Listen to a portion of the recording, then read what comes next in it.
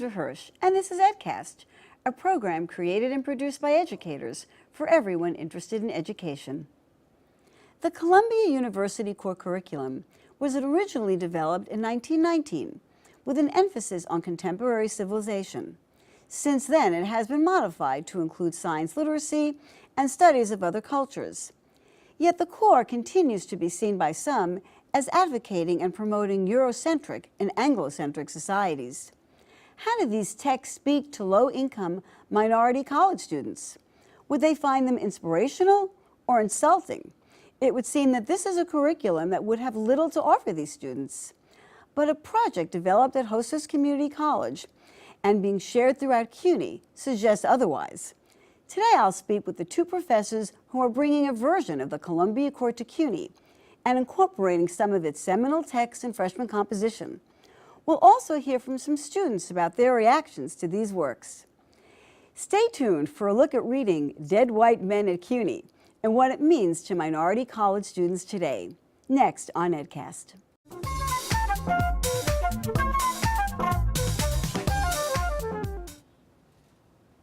Joining me today are Professor Gregory Marks and Professor Andrea Fabrizio from the Hostos Community College English Department. Dr. Marks is the former chair of the English Department. His scholarly works focus on Henry James and Wallace Stevens, and Dr. Marks has also published articles on Caroline Gordon, Hannah Arendt, and using ephemera in the classroom. Dr. Andrea Fabrizio is chair of the Hostos English Department and co-coordinator of the Writing Across the Curriculum initiative. Dr. Fabrizio's research interests include 17th century British women's writing and WAC pedagogy and practice. She is published on Quaker women writers Catherine Evans and Sarah Cheevers. Thank you so much, both of you, for joining us today on EdCast. And we wanted to talk about bringing the Columbia Core to the community college setting, and in this particular instance, Hostos. First, let's talk about what is the Columbia Core. There are two major courses in the Columbia Core, Literature and Humanities and Contemporary Civilization, and each one of those courses is a year long. And within each year-long course, there's about 30 texts. And so students at Columbia read those texts in lockstep. So whatever section of those courses they're in, they're reading the course at the same time, which creates a really nice community of learners at the college. Do you know why Columbia has a core? Or why they've chosen to have a core? Well, I think I think they're about to celebrate their 100th anniversary next year, and I think it was quite common for certainly in the 19th century and the beginning of the 20th century, for all the students to read this kind of dedicated core curriculum. And so University of Chicago has a famous one. There are several still that pre-exist, but around the 1970s, I think starting with Brown University, they started to make it more of sort of an elective where students had a greater choices. So tell us about the genesis of the project to bring the core to Hostos.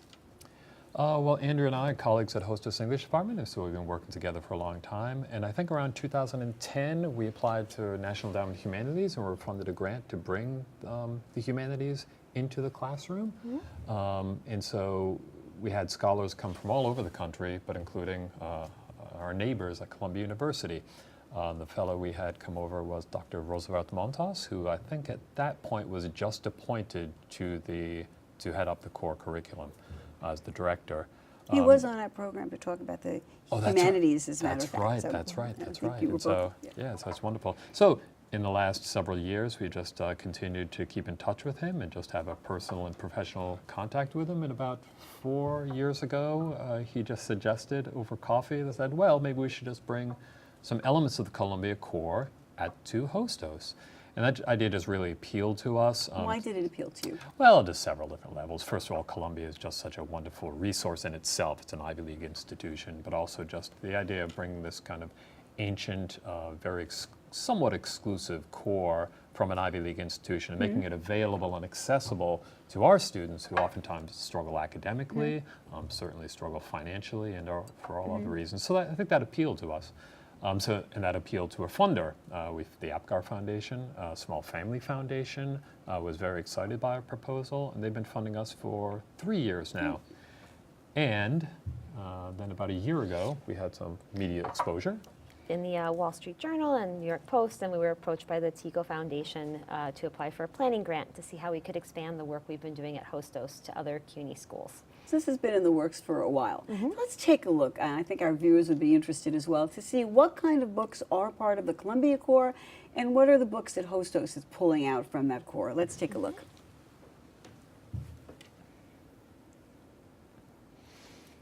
So tell me about the kinds of books that the Columbia Core focuses on. So the texts range over a large time frame, as you can see. Going the back Bible, to the ancient with the Bible, right? Bible, and you have ancient philosophy, and then you go into it'll go into Toni Morrison's Song of Solomon. So you really go a large arc of history and time, and these are the texts that the students cover over 2 years. And that's a long time, but it's also a lot of text. So you wind up, if you look at the breakdown on a syllabus, I think it's about, on average, 1 to 2 class periods per text, which is quite fast. Yes, it is very fast. In the two-year yes. core, I think you said there were 60 texts in total, and so. Yep. Wow. And these are not excerpts. Most of them the students read, cover to cover. About 30 So- books per course. Yep. And so what did Hostos select from this list? Let's take a look and see what are the books that Hostos chose. So we were selecting texts to put into our composition sequence. Okay. So we already had our learning objectives and outcomes for composition to meet. So we couldn't choose quite as many texts, and we're working on semester-long courses, not year-long courses. So these are the texts for both Comp 1 and Comp 2. There's we use about 8, about 4 and 4. There's some that we rotate in and out, but on average about 4 texts a semester in each course. And what were you looking at? What were the criteria that you were looking at when you were selecting texts? So we got a group of faculty together to form sort of a mini curriculum committee to look at the 60 plus books that are on the Columbia syllabi, to pick the ones that we thought would resonate with students, that we thought were accessible, that they could read, because we're putting them again in the context of a composition class, that would lend themselves to doing close reading, to discussion, to then responding to them in writing. So that was what we were looking for. We're looking for the books that were the most relatable and the most accessible. And therefore the ones that would have kind of approached the broadest humanistic themes. What is justice? What is the good life? And those sorts of things. So at Columbia, you said they can spend as little as 2 class periods on a given text. How do you teach these texts? When you said they're embedded into freshman comp, why did you decide to embed them in freshman comp, and how do you teach these texts? To a certain degree, deciding to put it into freshman composition was sort of a practical thing. Just starting a new course, especially one in in these texts, would have been very difficult. And also we wanted to have broad impact, and so we thought that maybe making these accessible to a large body of students, as you see in almost all students in America have to take a freshman composition course. Right. And so we thought that was a smart idea. And as far as the pedagogy of how to make it accessible to individual students who sometimes struggle. Did you anticipate there'd be trouble accessing the works, and what did you find? We did, and that's why when we teach them, we're not, one of the missions of the project was not to teach these texts to just kind of learn the facts and the figures of who wrote it and when and what the key passages. We wanted to teach them in a way that was meaningful. So as Greg was saying, to pull out like the key humanistic questions from each one. So for example, for the trial and death of Socrates, that's the first text we do in English 110. We start off with the question of what is knowledge? Right? What is self-examination? These themes that come up in the book that they don't know yet because they haven't read it yet, but to get them thinking about it, because they're questions they need to know as students and as human beings, As citizens. Yeah. and as citizens. What is it to know? Why do we need to know about ourselves and about the world around us? And what were some of the difficulties for our students, for community college students, in reading these works? The language. In what way? In several ways. I think for something like the trial and death of Socrates, that just it seems the ideas are older, right? Like the question of piety. Like one of the books, Euthyphro, is all about piety. So you have to have a really lengthy discussion before you even do anything about what does that word even mean? What is that? Before you can look at. Sometimes the format of the text, so a dialogue, I'm sure they'd never read an actual dialogue. I mean, they see it on YouTube videos, they see it on TV, they see it in movies, but to actually read a dialogue, I think was a little bit new for some of my students. And the discourse style. I mean, when you read things, even when you read a 19th century novel, the discourse is so different from the discourse of the 21st century, just in terms of sentence structure and passive voice and Exactly. So So we get- in Wollstonecraft. we get to Mary by Wollstonecraft, A Vindication of Rights of Women. That's this next book we do in 110, the vocabulary. I mean, one of the reasons it's difficult is because she's using this big vocabulary to show how intellectual she is, but it throws off the students because, you know, it's every other word is looking it up in the dictionary. So we have to provide support for them for how to kind of get through that text. So on the one hand, it's very familiar because they're talking about rights and how women's rights aren't quite what they should be, and yet on the other hand, the vocabulary can be a tiny bit off-putting, which is a good tension to have. Now, I want to raise the issue that I know was always raised about the Columbia Core, and that is that it's very specialized, looking at Western culture. I know, you know, people say it's the syllabus of dead white men, and there's a quote from a young black woman at Columbia when she criticizes the Core. She says, "We are looking at history through the lens of these powerful white men. Where do I fit in?" So of course, the question would be at a community college, where do our students fit in? And so what do you say to that? Well, I think what Greg mentioned earlier is these broad humanistic questions of, you know, what is knowledge, what is love, what is justice. These are questions that we've been asking for thousands of years that don't come to a resolution, that have no answer. And so I think by introducing the texts in that way, as texts that are asking these questions that go on and on, that we never have a definitive answer to them, gives students agency in a way they didn't have before to talk about questions and make them part of a conversation that they might not have felt a part of before. Yeah, and so I think the conversation element is, there is a back and forth throughout all of these. And so the Columbia Core, at least as it's presented, is not some kind of unified kind of voice that we all kind of are supposed to worship at. I mean, on the contrary, they're very kind of aggressively going at each other. The texts themselves are speaking. Absolutely. When Frederick Douglass in what is the 4th of July to the Negro, when he just excoriates the founders for, you know, their lack of equality in regard to the slave question. I mean, that's just two minds going at each other in conversation, which is precisely what we want to instigate in our students. So what do you think has been the effect on your students of reading these works? What's the takeaway for them and for you? I think it's empowering and fun for them when they hear that they're doing the same text that students at Columbia are doing. They feel very proud of that. Okay. And they're also, I think, in the very beginning, maybe a little put off by it, it sounds hard. And so I think that by the end of the semester, it becomes very rewarding that they say, oh, I read all these books I got. And also, for many of them, it's the first time they're reading something from cover to cover. So there's the accomplishment of having gotten through not just one entire book, but several entire books over the course of a semester. Were there any ideas that were raised in these texts that were especially challenging for students? We anticipated that the Socrates book, the one that we begin with in English 110, might be a bit challenging because it's philosophical, right? So to grapple with things that aren't kind of tangible, like in the Declaration of Independence and Wollstonecraft and Du Bois, talking about rights and equality and things that students are familiar with. But the idea of like just examining your life for the purpose of becoming a better person. And immersing yourself in a text from such a different period, 2,500-year-old text translated from the Greek. On the one hand, they're very proud of that, and it gets, from our perspective, from the faculty perspective, it just helps to cure them of kind of presentism. Well, let's hear from your students. So we're going to have two of your students come and join us and talk to us a little bit about what these texts mean to them. So we'll be right back with two Hostos students. Thank you.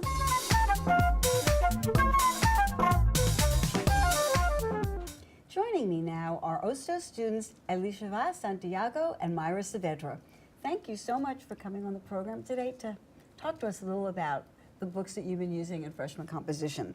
What do you like about this curriculum that's based on the Columbia Core? I like the book Mary Wollstonecraft because it has an important topic about how women were being treated back in the day. And what about you? My favorite one is Plato. I generally have a favorite towards philosophy, so it really interests me that we're reading a book based on philosophy. Can I ask you each, what were the ideas in each of these works that you found appealing or that resonated with you in some way? Let's go back to Mary Wollstonecraft. You said she talked about how women were treated in the day. That's going back a way. What did it mean to you today when you read that? Because I feel like how they were being treated were unfair. How were they being treated?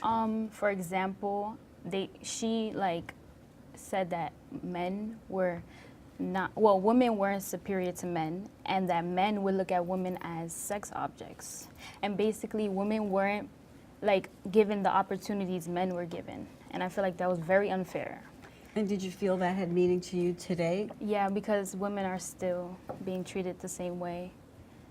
So that was a text from another time and place that really still had meaning for you. Now, Plato Republic goes back to the ancient world. What did it say to you, and what ideas were in there that were new to you or that you already knew? Just the idea of thinking in general. Like Plato was like very early philosophy, and philosophy is based on like thinking, and he basically thought outside the box. He basically thought different from everyone else.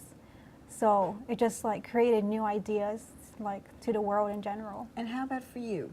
What kind of ideas did it generate for you? Anything in particular? Like based on the book or just Or myself? just yourself in general? I mean, anything that you thought about differently because you read Plato's Republic, or?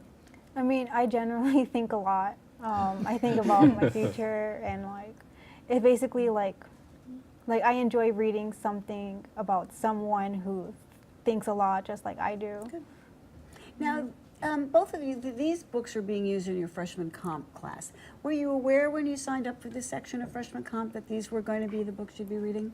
No. Gotcha.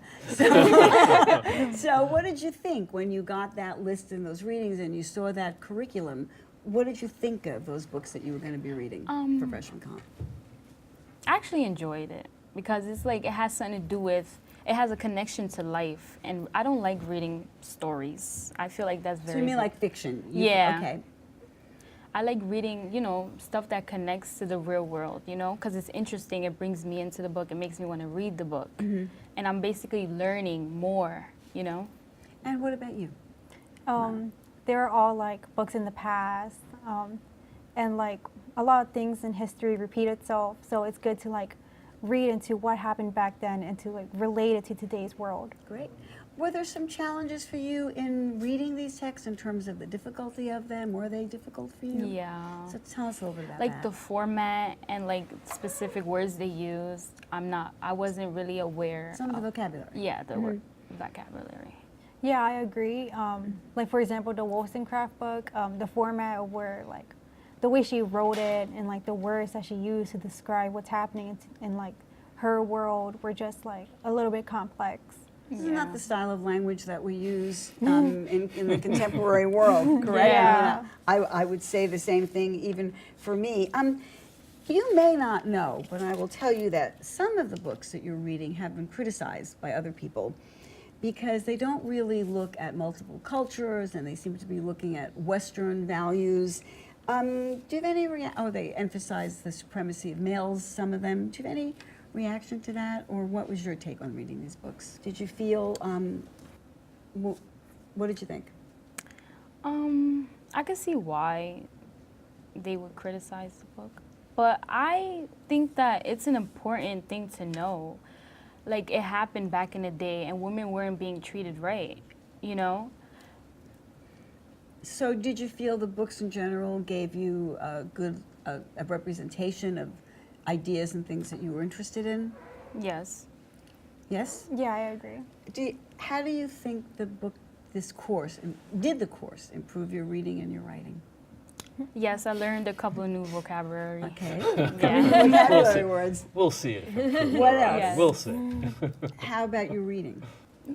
Well, how long do we spend on each passage? I mean, sometimes I'm surprised at how long we spend on each passage. So, Go ahead. A couple of days a week.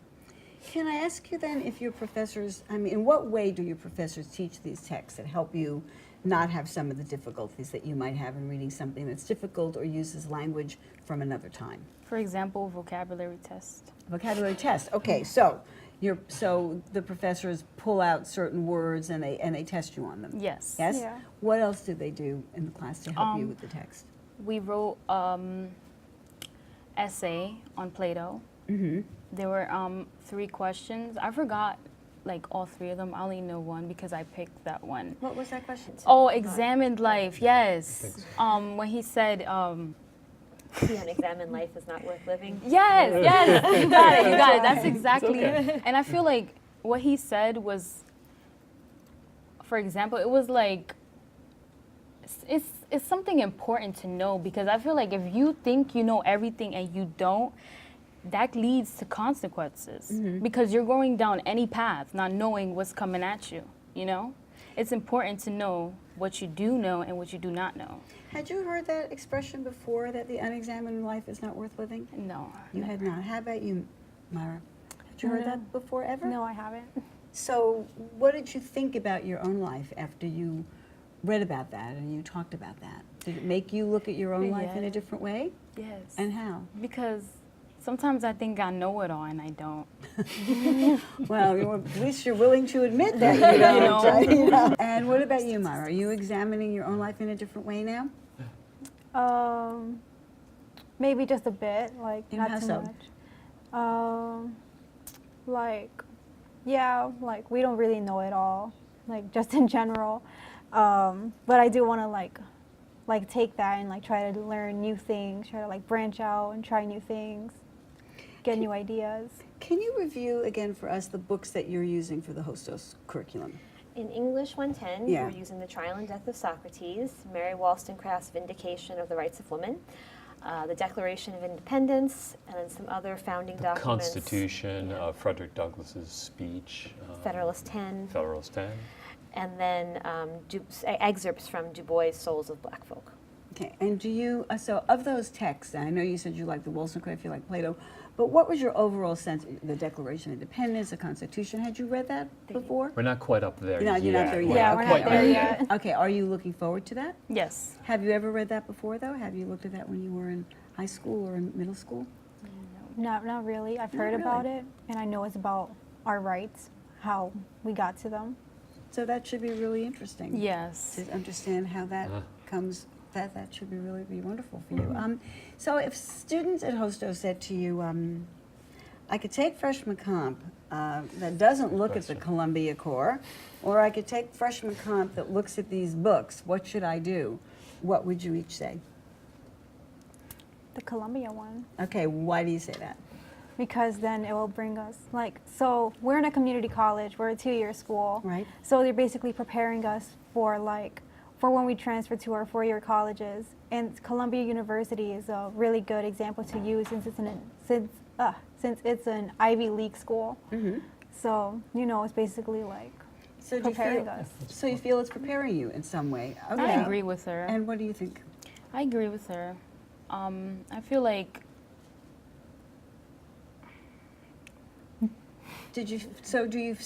would you tell a friend to take this particular version of freshman composition instead of one that didn't use these books? yes, I do, because the topics are based on back in the day, and I feel like everybody should be aware of what happened back in the day.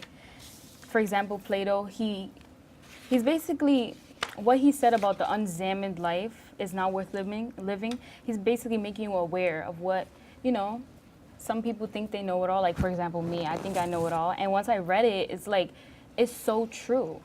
It's so true. Okay. Well, I want to go back now to the faculty here. Were you surprised at the reactions that you got from students when you were teaching these works? And what may have surprised you? Yeah, I think that the first time we taught it, we had expectations that certain texts would be more likable than others, and I think. Were you right in what you thought? No. Okay. We thought, What did you think would be more likable? we thought Mary Wollstonecraft would be unlikable. Oh. We thought because of the language, Because of the what language. Amira is And also saying. the tone. Her tone is so impassioned that sometimes I just found it a little bit overwhelming. You know? Okay, and what else did you think they would like or not like? And we thought they would like The Trial and Death of Socrates. And did they? And they did, yes. But they also liked Mary Wollstonecraft, which was They our love first her. semester teaching it when we asked, because we did a little survey at the end of the semester when we were piloting the curriculum, to ask which texts students liked and which texts they didn't.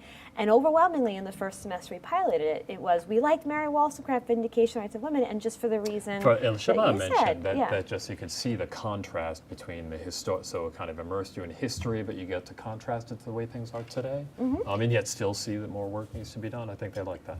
So what are your future plans going forward? So we're in our third year of working with Hostos faculty on bringing this curriculum into our composition courses, and we recently have this TEGAL planning grant to see how we could expand the program beyond Hostos. So we're working with other community colleges, and they're working in their departments to gauge interest, to see if there's a possibility of expanding the work that we're doing. And if they feel it fits in with their campus culture, then we'll consider, we hope to apply for a major grant with TEGAL. Have you already identified any campuses that seem to be interested in working with you, and have you made any connections yet? Yes. We just recently visited the Borough of Manhattan Community College campus this week to talk with their English department. We're meeting with LaGuardia's department next week.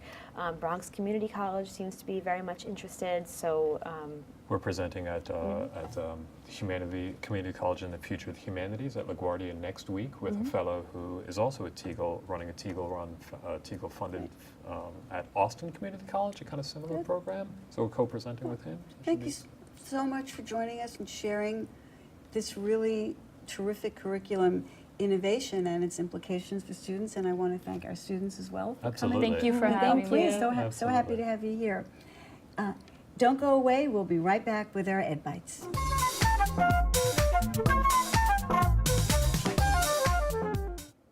Welcome back to this edition of Ed Bites.